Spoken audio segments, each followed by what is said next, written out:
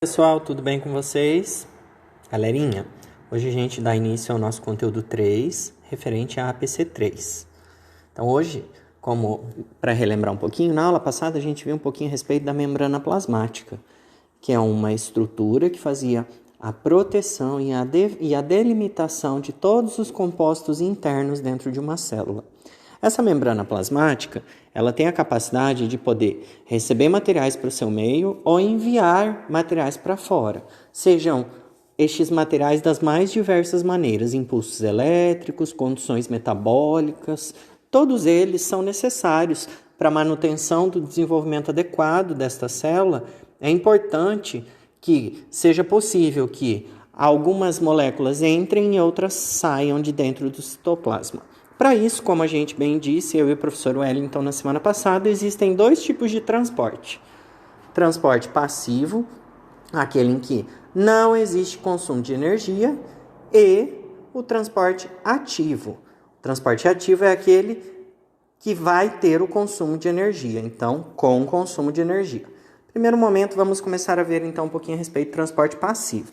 Então, o transporte passivo, na verdade, ele faz com que a membrana possa existir uma livre passagem, tanto de entrada quanto de saída de macromoléculas. Para que este processo seja facilitado, ele se subdivide de duas maneiras: transporte passivo do tipo difusão e transporte passivo do tipo osmose. Então, o transporte passivo do tipo difusão, ele ocorre entre a água, que dentro da química e da biologia no ensino médio sempre vai ser o nosso solvente, e aqui como exemplo a sacarose, o açúcar, que recebe o nome de soluto. Solvente é tudo aquilo que vai diluir, solvente é tudo aquilo que é diluído. Então vou dar aqui como exemplo para vocês duas soluções, uma A e uma B, como bem aqui no exemplo. Então, as soluções A e B.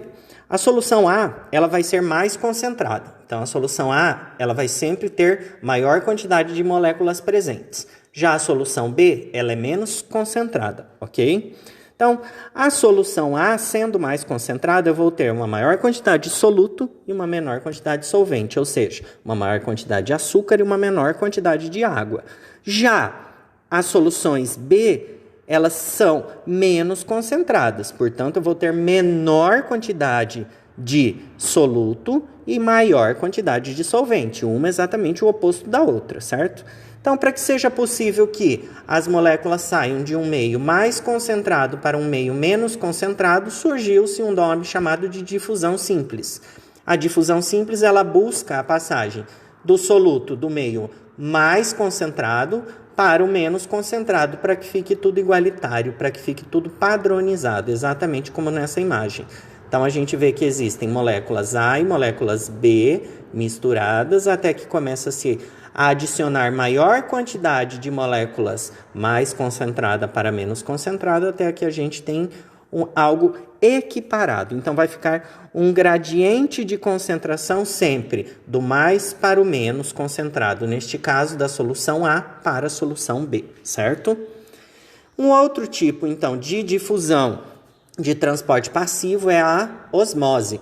A osmose, ela é um tipo que sempre vai buscar o fluxo espontâneo, ou seja, por onde normalmente o solvente estaria saindo. Comumente do meio menos concentrado para o meio mais concentrado. Então, ela é o inverso da difusão. Então, vamos lá, dar o mesmo exemplo. Uma solução A, ela está menos concentrada do que a solução B. Então, portanto, ela estando menos concentrada, eu chamo ela de hipotônica, que significa ter menos concentração. Isso da A com relação a B.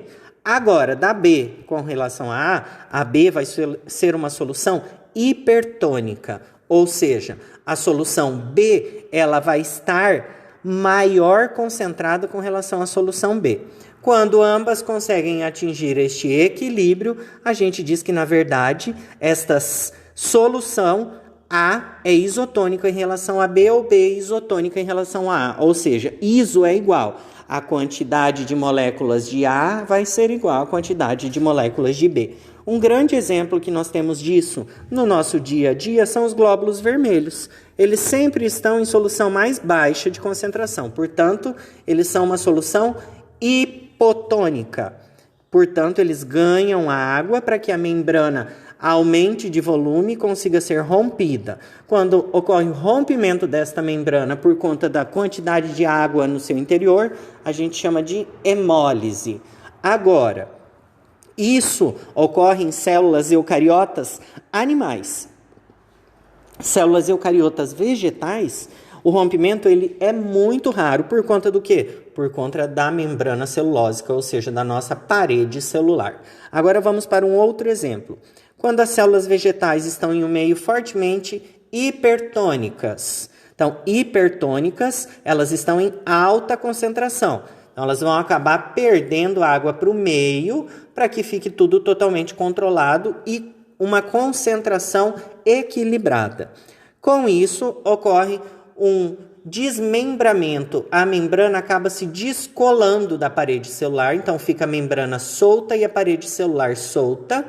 E com isso, quando ocorre esse descolamento da parede celular com relação à membrana plasmática, a gente chama o processo de plasmólise. Ele é exatamente o contrário do processo de hemólise. Então, a plasmólise, no caso, vai ser quando ocorre esse rompimento das membranas por ter em seu meio uma solução extremamente muito concentrada, portanto, hipertônica.